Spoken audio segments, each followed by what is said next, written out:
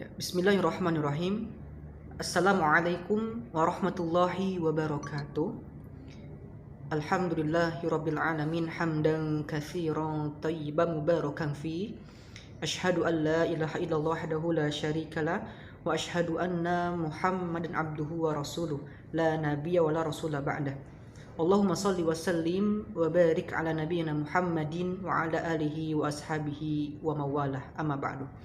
Ikhwah fillah rahimakumullah, pada kesempatan kali ini kita akan sama-sama belajar mengenai Islam wasatiyah atau madrasah Islam ya. Lebih khusus kita akan coba untuk menggali makna Islam wasatiyah dalam perspektif Al-Qur'an, hadis dan qaul ulama.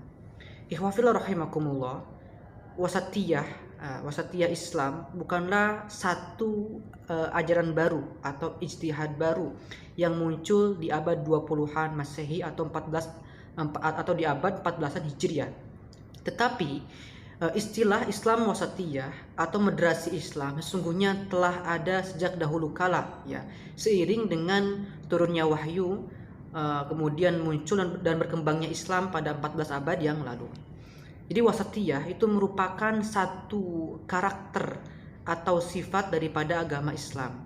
Wasatiyah adalah ajaran Islam yang mengarahkan umatnya untuk berlaku adil, seimbang, bermaslahat, dan proporsional, atau sering disebut juga dengan kata moderat dalam semua dimensi kehidupan. Artinya, agama Islam tidak ekstrim kanan dan juga tidak ekstrim kiri, tidak kaku atau jumud dan keras, juga tidak liberal, artinya mendasarkan sesuatu itu pada rasional atau logis. Sehingga ketika bersifat liberal itu nanti diantara implikasinya adalah sesuatu yang tidak rasional itu harus ditinggalkan. Jadi Islam tidak bersifat seperti itu. Agar lebih jelas, mari kita gali bersama-sama ya makna Islam wasatiyah atau madrasah Islam dalam perspektif Al-Qur'an, hadis dan qaul ulama. Pertama, kita akan gali ya wasatiyah dalam perspektif Al-Qur'an. Secara konseptual, kata wasaton itu ada 5 dalam Al-Qur'an. Jadi penyebutan kata wasaton dan turunannya atau mutasarrifnya itu ada 5 dalam Al-Qur'an.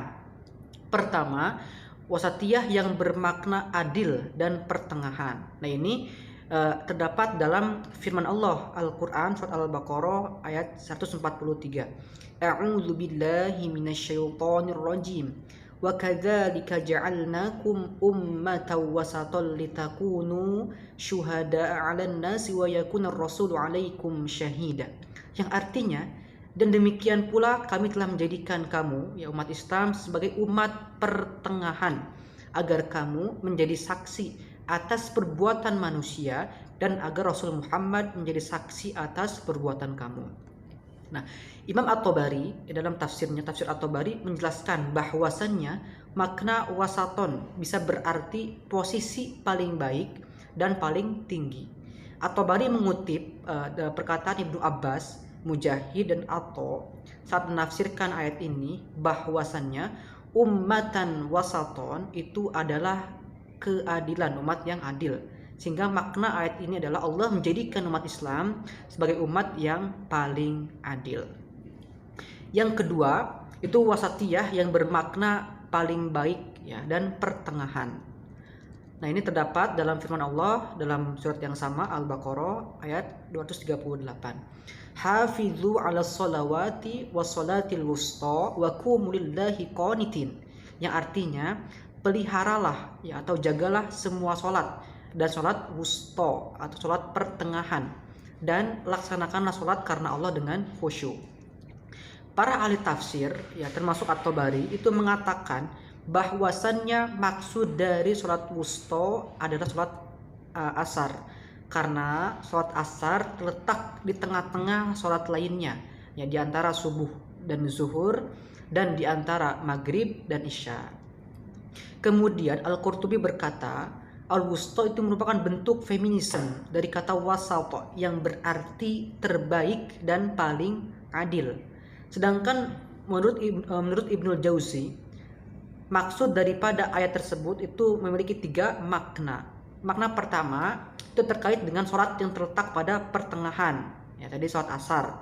Makna kedua itu bermakna, jadi wasaton bermakna paling tengah ukurannya, dan ketiga itu bermakna paling afdol kedudukannya.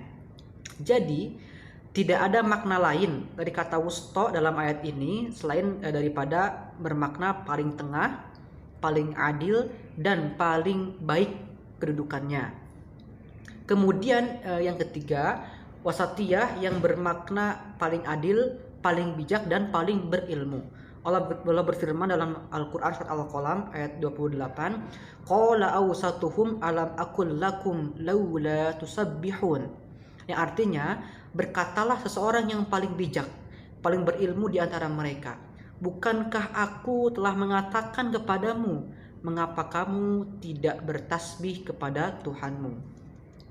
Kemudian Ibnu Abbas dan At-Tabari berkata bahwa yang dimaksud dengan kata awsatukum dalam ayat adalah orang yang paling adil di antara mereka. Al-Qurtubi juga menafsirkan bahwasannya ayat ini bermakna adalah orang yang paling ideal. Ya, kata awsatuhum itu bermakna orang yang paling ideal, paling adil, dan paling berakal atau berilmu.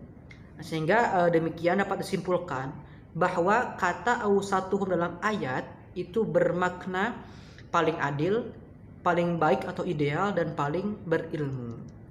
Kemudian yang keempat, wasatiyah yang bermakna di tengah-tengah. Ya, ini berkaitan dengan posisi. Allah berfirman dalam Al-Quran surat Al-Adiyat ayat 5, fawasatna bihi jam'a, yang artinya lalu kuda-kuda itu menyerbu ke tengah-tengah kumpulan musuh. Nah, para mufassir ya atau dari Al-Qurtubi, Al-Qasimi itu menafsirkan maksud dari wasaton ya itu adalah maksudnya adalah kuda-kuda itu berada di tengah-tengah musuh ya, jadi mengacak-acak keadaan musuh seperti itu. Kemudian yang kelima, wasatiyah yang bermakna sesuatu yang biasa, wajar, dan semestinya.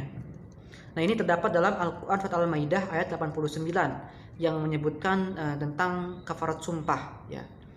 Allah berfirman, la yu'akhidzukumullahu billagwi fi aymanikum walakin yu'akhidzukum bima aqadtumul ayman. Fakaffaratuhu it'amu asyarati masakina min awsati ma tut'imuna ahlikum aw kiswatuhum aw tahrir raqabah. Yang artinya Allah tidak menghukum kamu disebabkan sumpah-sumpah kamu yang tidak disengaja, tetapi Dia Allah menghukum kamu disebabkan sumpah-sumpah yang kamu sengaja. Maka kafaratnya, ya, kafarat sumpah atau denda sumpah itu ialah pertama memberi makan 10 orang miskin. Nah, di sini ada penegasan min awsati ma tut'imun ahlikum. Itu dari makanan yang biasa atau yang semestinya kamu berikan kepada keluarga kamu. Yang kedua, memberi mereka pakaian, atau yang ketiga dengan memerdekakan seorang hamba sahaya. Nah, selanjutnya kita akan bahas wasatiyah dalam perspektif hadis. Dalam hadis, kata wasaton itu disebutkan memiliki makna adil. Nah, ini berdasarkan hadis ya, Nabi SAW dari sahabat Abu Sa'id Al-Khudri. Ya, kami bacakan artinya karena cukup panjang ya redaksinya. Dari Abu Sa'id berkata, Rasul SAW bersabda, pada hari kiamat kelak itu Nabi Nuh alaihissalam dan umatnya datang. Lalu Allah berfirman, ya bertanya, apakah kamu telah menyampaikan ajaran wahai Nuh? Kemudian Nabi Nuh menjawab, sudah wahai Robku. Kemudian Allah bertanya kepada umat Nabi Nuh, apakah benar dia Nuh telah menyampaikan ajaran atau risalah kepada kalian? Mereka menjawab, tidak. Tidak ada seorang nabi pun yang datang kepada kami, kata mereka.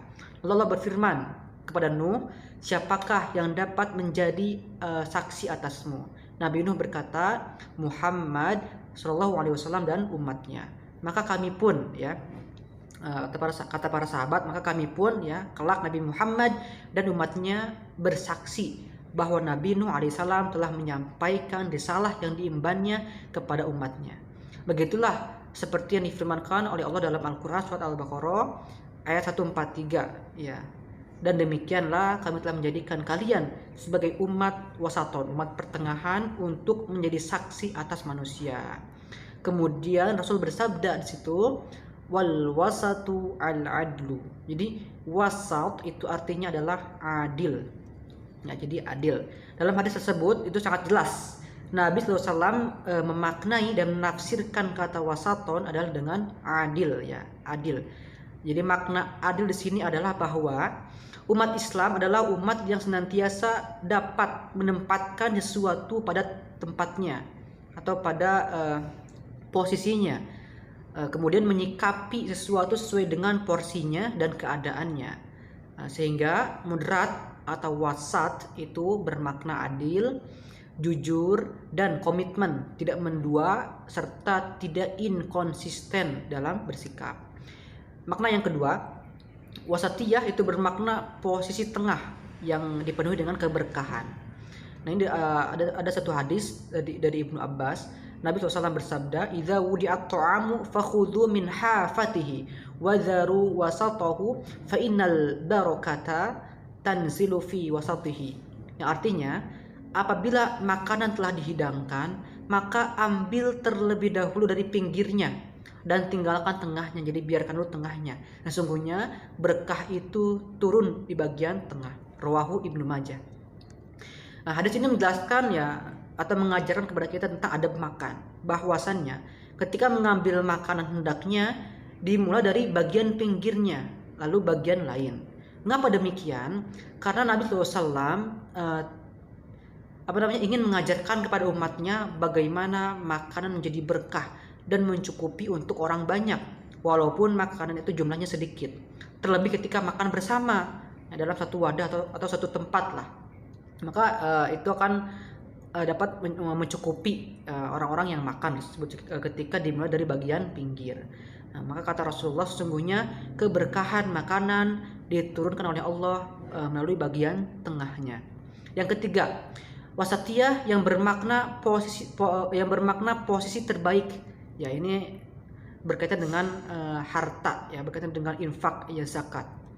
Ini ada hadis yang cukup panjang, yang artinya itu ada 3 perkara, ya, yang barang siapa melaksanakannya itu maka dia akan merasakan nikmatnya iman. Pertama itu tentang beribadah kepada Allah, ya, beribadah kepada Allah semata. Kemudian yang kedua ini mengesahkan Allah, ya, atau mengikrarkan bahwasanya tidak ada Tuhan yang berhak disembah kecuali Allah. Kemudian menunaikan zakat, ya, menunaikan zakat harta dengan jiwa yang lapang, yang terdorong untuk menunaikannya, ya. Zakat ini berlaku setiap tahun, dan seterusnya. Maka disebutkan atau ditegaskan oleh Nabi, walakin min wasati amwalikum fa innallaha lam yas'alkum khairahu wa lam ya'murkum bisyarrihi. Ya, jadi ketika berzakat itu jangan sampai kita memberikan sesuatu yang buruk, ya, sesuatu yang buruk, yang kecil atau sesuatu yang rendah, tetapi tunaikanlah zakat dengan harta kalian yang sifatnya pertengahan. Karena sesungguhnya Allah tidak meminta harta yang terbaik dari kalian dan tidak juga menyuruh kalian untuk memberikan harta yang terburuk, tetapi di antara tengah-tengah itu. Rawahu Abu Daud. Jadi hadis ini menjelaskan kepada kita tentang wasatiyah, ya, atau moderat dalam mengeluarkan zakat. Bahwasannya harta zakat yang dikeluarkan oleh seorang muslim dari kewajiban zakatnya adalah harta pertengahan antara harta yang paling mewah atau mahal dan harta yang paling murah dan rendah. Sehingga zakat terbaik adalah zakat dari harta yang halal, yang mencukupi nisab dan haulnya, serta harta yang telah mencukupi nafkah yang wajib diberikan kepada keluarga. Dengan demikian, berdasarkan uraian ini, kata wasaton dan turunannya dalam Al-Quran dan hadis itu memiliki makna yang berbeda-beda, sehingga dapat disimpulkan secara pasti bahwasannya wasatiyah dalam istilah Al-Quran dan hadis itu bisa bermakna paling adil, paling baik, paling pertengahan, paling berilmu, kemudian sewajarnya atau semestinya, keadaan terbaik, dan penuh dengan keberkahan. Dengan demikian, umat Islam adalah umat yang terbaik, umat yang paling adil, umat yang paling unggul, umat yang paling tinggi kedudukan, dan umat yang senantiasa diberkahi oleh Allah daripada umat-umat lainnya. Kemudian yang terakhir, teman-teman, ihwafillah rahimakumullah, wasatiyah dalam perspektif para ulama. Yang pertama, berdasarkan kaul dari Imam Ibnu Jarir At-Tabari, ya, beliau merupakan Syekhul Mufassirin, mendapat melaqab Syekhul Mufassirin, gurunya para mufassir. At-Tabari berpendapat bahwasanya umat Islam disebut dengan umat wasatiyah disebabkan mereka itu berada pada posisi tengah dalam semua agama. Mereka bukanlah kelompok yang ekstrim dan berlebihan seperti sikap ekstrimnya Nasrani dengan ajaran kerahibannya yang menolak dunia dan kodratnya sebagai manusia. Umat Islam juga bukan umat seperti Yahudi, ya, seperti yang mereka bebas dan lalai dalam halnya mengganti kitab-kitab Allah. Kemudian mereka membunuh para nabi, mendustakan Tuhan dan kafir kepadanya. Ya, jadi akan tetapi umat Islam adalah umat yang pertengahan dan seimbang dalam agama. Maka karena sebab inilah Allah menamakan mereka dengan umat wasaton, atau umat yang moderat. Kemudian At-Tabari menegaskan, ya, menambahkan agama dan umat Nasrani itu mereka adalah umat yang kurang menggunakan akal sehatnya dalam beragama. Mereka sangat tekstualis dan kaku dalam memahami ajaran agama. Sehingga Nasrani adalah agama yang hanya memperhatikan masalah ukhrawi saja dan tidak memperdulikan masalah duniawi. Akibatnya pemahaman yang kaku dan tekstualis ini menjadikan mereka tidak menerima perubahan dan menjadikan mereka itu hidup dalam kerahiban, artinya menjauhi dunia seperti itu sebagai ajaran agamanya, padahal Allah tidak mengajarkan hal yang demikian. Jadi yang diajarkan Allah adalah kita harus seimbang dalam beragama, jangan sampai melupakan dunia, karena sungguhnya dunia ini adalah sarana untuk mengantarkan kita kepada kebahagiaan hidup di akhirat seperti itu. Nah, kemudian kaul yang kedua adalah dari Imam Abu Hamid Al-Ghazali, ya, beliau merupakan ulama besar, ya, salah satu ulama besar yang senantiasa memperkenalkan prinsip-prinsip wasatiyah Islam, ya, yang beliau mengatakan dalam kitabnya kitab Ihya Ulumuddin ketika membahas sikap para sahabat Nabi SAW terhadap dunia pada bab zuhud. Al-Ghazali mengatakan bahwa para sahabat itu ketika bekerja di dunia tidak untuk dunia, tetapi untuk agama. Para sahabat tidak menerima dan menolak dunia secara keseluruhan atau secara mutlak, sehingga mereka tidak ekstrim dalam menolak dan menerima. Tetapi mereka bersikap sewajarnya, bersikap di antara keduanya secara seimbang. Maka itulah keadilan dan pertengahan antara dua sisi yang berbeda, dan inilah sikap yang senantiasa dicintai oleh Allah Subhanahu wa taala. Yang terakhir, ini kaul dari Imam Ibnu Taimiyah, ya. Beliau merupakan sosok ulama besar yang terlahir di abad 7 Hijriah. Nah, beliau dikenal sebagai sosok ulama yang sangat tegas dan ketat dalam berpegang teguh kepada Al-Qur'an dan Sunnah. Beliau juga sangat keras dan tegas dalam memerangi bid'ah, juga menyatakan bahwa arah pemikiran Islam wasatiyah atau moderat tetap, ya, sebagai arah pemahaman dan pemikiran Islam yang paling baik dan paling tepat. Ibnu Taimiyah berpendapat bahwasannya umat Islam disebut umat wasat atau wasatiyah moderat karena mereka tidak gulu, tidak berlebihan dan ekstrim terhadap nabi-nabi mereka, seperti halnya umat-umat Nasrani seperti itu. Umat Islam moderat sebab tidak menyamakan para nabi sebagai Tuhan dan menjadikan sifat para nabi tersebut sebagai sifat ketuhanan, lalu menyembahnya dan menjadikan mereka penyembuh penyakit. Tidak seperti itu. Umat Islam juga tidak mengabaikan atau bahasanya tidak membiarkan para nabi sebagai utusan Allah dengan menolak mereka dan tidak menaati mereka. Tetapi umat Islam senantiasa umat yang menghormati para nabi, mengikuti syariat para nabi tersebut, dan senantiasa menolong agama yang dibawa, ya, menolong agama atau risalah yang dibawa oleh para nabi. Jadi itu teman-teman semuanya, iwafillah rahimakumullah, makna Islam wasatiyah atau moderasi Islam dalam perspektif Al-Quran, hadis, dan kaul ulama. Mudah-mudahan dapat difahami. Atas segala kurang dan khilafnya mohon dimaafkan dan dimaklumi. Demikian teman-teman. Wal afu minkum. Aku qouli hadza wa astaghfirullah li wa lakum. Wassalamualaikum warahmatullahi wabarakatuh.